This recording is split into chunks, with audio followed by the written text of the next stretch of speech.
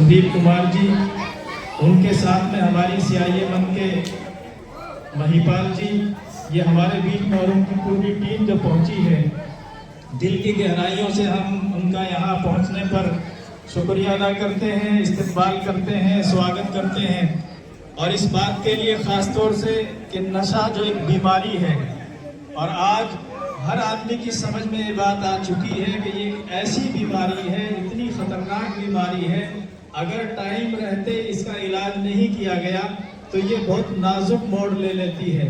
और हम चूँकि कुरान करीम पढ़ते हैं, 1400 साल पहले की हम तारीख उठा करके देखते हैं, एक वक्त वो था कि नशा जो था वो इतना ज़्यादा था 14 साल पहले, अल्लाह के 1400 साल पहले अल्लाह के नबी सल्लल्लाहु अलैहि वसल्लम जब तक नबी नहीं बने थे, तो उसकी उस वक्त की हालत देखें कि आज इतना नशा नहीं है। उस टाइम की हालत ये थी कि जब शराब हराम की गई तो मक्के की गलियों में जब वो मटके फोड़े गए थे शराब के, तो ऐसे बह रही थी गलियों में जैसे आज तेज बारिश में पानी बारिश का बहता है गलियों में। आज इतना नशा नहीं है, उस वक्त नशा था। और इतनी खतरनाक बीमारी को दूर करने के लिए अल्लाह के नबी हमारे बीच में आए। और 1400 साल पहले एक वाकया ये पेश आया कि एक सहाबी नमाज पढ़ रहे हैं, नमाज पढ़ते हुए उन्होंने एक सूरत गलत पढ़ दी, तो दूसरी आयत कुरान करीम की नाजिल हुई थी, जिसमें अल्लाह के नबी को ये कहा गया था कि नशे की हालत में नमाज ना पढ़ो। आदमी को पता ही नहीं रहता। तो कुछ सहाबी ऐसे थे जो इस आयत से समझ गए कि कुछ न कुछ बात है, इसीलिए नमाज की हालत में या नशे की हालत में नमाज पढ़ने से मना किया गया है। फिर भी कुछ लोगों ने पूछा अल्लाह के नबी से कि शराब के बारे में, नशे के बारे में आप क्या कहते हैं, अल्लाह क्या कहता है। तो उस मौके पर कुरान करीम की दूसरी आयत नाजिल हुई, जिसमें ये कहा गया कि शराब के अंदर फायदा तो कम है लेकिन बुराइयां ज्यादा है। नशे के अंदर इतनी बुराइयां हैं कि हम उनका शुमार नहीं कर सकते। तो कुछ सहाबी ऐसे थे जो इसी बात से समझ गए, क्योंकि एक आदत बनी हुई थी, उस आदत को दूर करने के लिए अल्लाह ने एक मर्तबा फौरन हुक्म नहीं दिया कि शराब को, नशे को हराम कर दिया, बल्कि आहिस्ता आहिस्ता तीसरी आयत जो नाज़िल हुई उसमें बिल्कुल कतन हराम कर दिया गया कि शराब तुम्हारे लिए जायज़ नहीं है, नशा तुम्हारे लिए जायज़ नहीं है, तुम इसको नहीं कर सकते। तो ये तो हमें 1400 साल पहले हुक्म मिला था, और आज अफसोस होता है ये सुन करके और ये देख करके कि हम अपने इलाके में और हमारे ही बच्चे, मुस्लिम घरानों के बच्चे अगर नशा करें तो इसका मतलब ये है कि वो तालीम से दूर हैं, वो कुरान करीम से दूर हैं।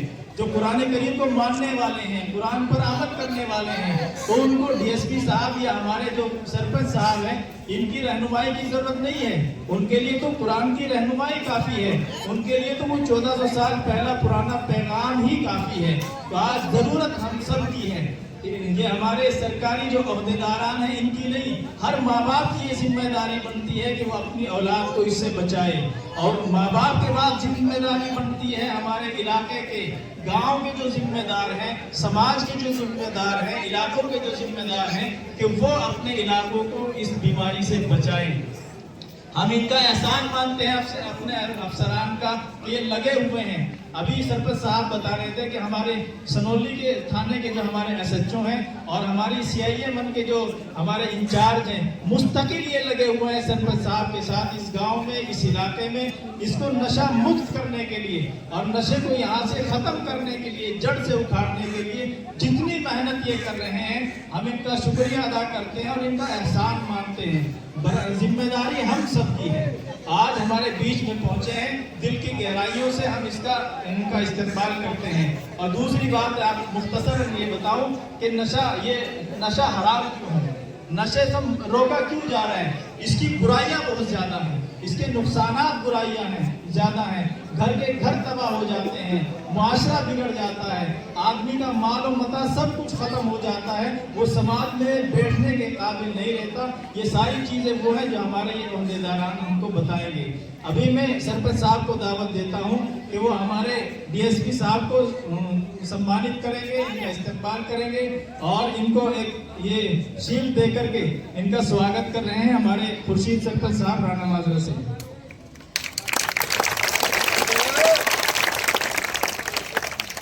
साथ में हमारे जो सनोली थाने के हमारे जो एसएचओ हैं संदीप कुमार जी, उनका भी स्वागत करेंगे शील्ड दे करके।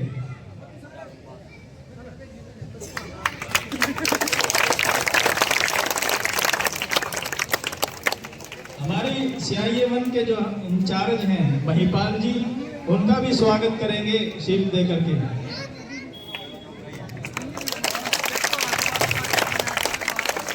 साथ में पानीपत से मोहम्मद आरिफ हमारे बीच में पहुंचे हैं, मैं उनको भी बुलाता हूं, वो भी हमारे तीनों मेहमानों का स्वागत करेंगे।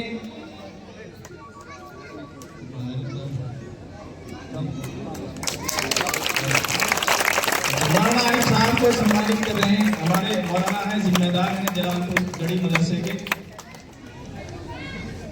एक बड़ी खुशी की बात यह है कि हमारे राणा माजरा के तकरीबन आरिफ भाई पानीपत से हैं, ये बुक्का दे करके राणा माजरे रहते हैं, राणा माजरे के हैं और पानीपत से तशरीफ लाए हैं। ये बुक्का दे करके DSP साहब का स्वागत कर रहे हैं, हमारे SHO साहब का भी, और हमारे जो इंचार्ज हैं CIA1 के, उनका भी स्वागत कर रहे हैं।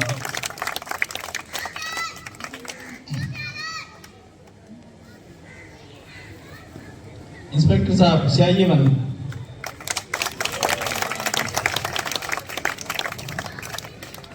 एक बड़ी खुशी की बात यह है कि हमारे राणा माजरा गांव के कुछ बच्चे वो हैं जिन्होंने सरकारी स्कूल में पढ़ करके 12वीं क्लास में अच्छे नंबरात से कामयाबी हासिल की है, मेरिट हासिल की है उन्होंने। मैं उनको बुलाता हूं, अनस, अमजद, अकमल, हन्नी, सुमित, ये बच्चे आगे आते रहे एक एक करके। DSP साहब और हमारे मेहमान इनको सम्मानित करेंगे, इनका हौसला बढ़ाएंगे। बच्चों का हौसला बढ़े, इससे दूसरे बच्चों को रहनुमाई मिलती है और उनको आगे बढ़ने में मदद मिलती है। सारे बच्चे एक एक करके आ जाएं। सुमित, शहजाद, वजीम, तासिफ, राजवीर, विशाल, सन्नी, नादिर, मंजू, और ये कुछ बच्चियां हैं पूजा, रुखसार, नरगिस, नगमा, ये भी अगर हो तो आगे आ सकती हैं। इसी तरह कुछ बच्चे वो हैं जिन्होंने प्राइवेट,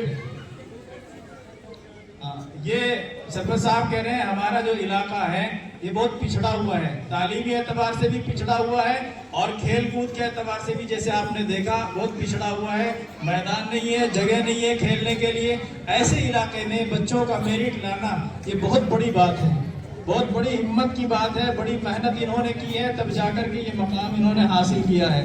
कुछ बच्चे वो हैं जिन्होंने प्राइवेट स्कूल में तालीम हासिल करके मेरिट लेकर के आए हैं। समून, साहिल, अजली, खुशी, सुंबुल, अनस, अजय, ये कुछ बच्चे हैं जिन्होंने प्राइवेट स्कूल में तालीम हासिल की है। कुछ बच्चे यहाँ वो हैं जो बेसबॉल के खिलाड़ी हैं और वो हमारे इंडिया लेवल की टीम में दूर दूर तक खेल करके आते हैं। वो भी बच्चे खड़े हो जाएं। अच्छा, क्या नाम है इसका? नादिर। नादिर वो बच्चा है जो पूरे गांव में जिसके सबसे ज्यादा नंबर आए हैं।